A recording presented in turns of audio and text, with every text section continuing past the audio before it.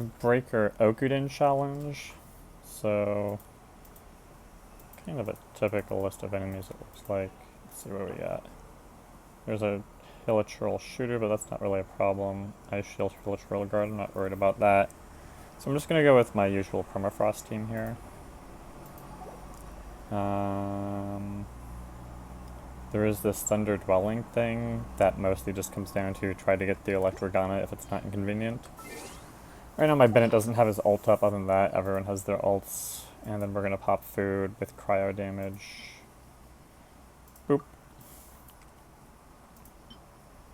Boop. Boop. Boop.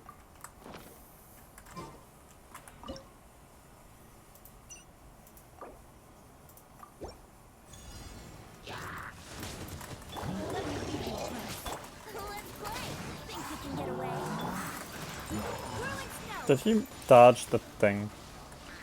Rude. So, the main difference between this and the extreme is that these guys don't freeze so easy. But they do still freeze.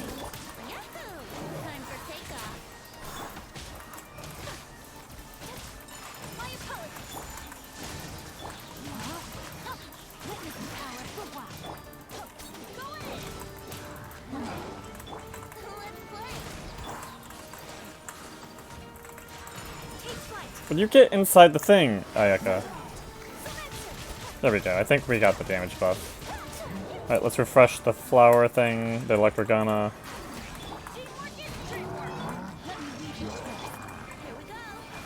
So you stop running outside Bennett's circle creature. I don't think I can get it.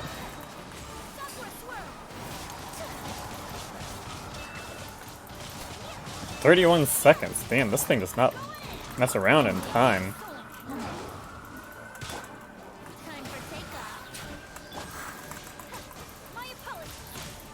"4 seconds until the ult is up. We can do this."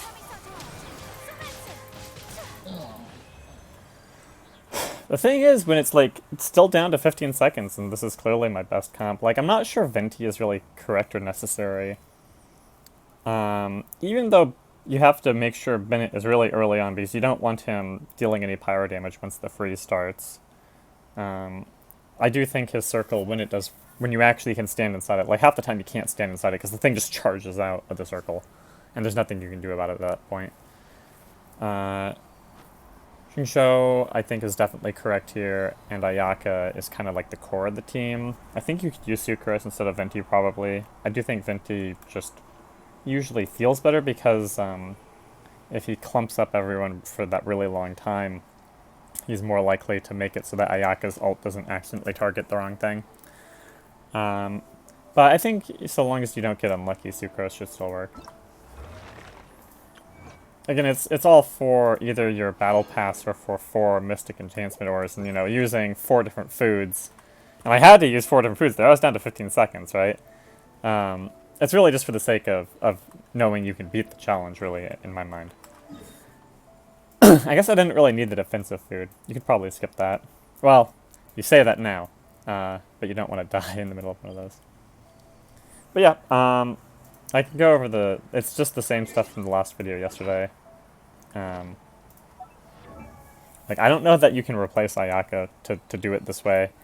I've tried some of these challenges with D-Luke, and it's like, just having the guy constantly swinging at you, it's like the damage isn't so much the concern, so much as you have to occasionally dodge at that point, and that just slows you down. Like, I was wondering, like, could I replace Venti with either Zhanling or D-Luke, move away from the permafrost and get, like, the resonance bonus for Pyro? Because I would like to suggest alternate solutions to these challenges, and I can't really experiment with them because it's so heavy on food costs. I guess I already used the food. I could try to, like... The thing is, Zhanling, I think, is, like, really underbuilt. You can mess around with, The thing is, going double pyro is you're going to want to use some of their abilities at some point, unless you just straight up ignore them. And if you just straight up ignore them... I don't know, we could try... Official instead, but Oz is going to be targeting the wrong stuff half the time. Still, it might be okay. Chi-Chi could maybe work, although Bennett has Noblesse, and I have Noblesse on Chi-Chi too. I don't know. I feel like this specific comp is definitely preferable for me with, like, I don't have Sucrose built. But I think that if you wanted to use Sucrose, you could. But this Permafrost team, I think, is just really good for these specific challenges. So, let me know if you end up using a different comp that works out for you. Alright, see you later.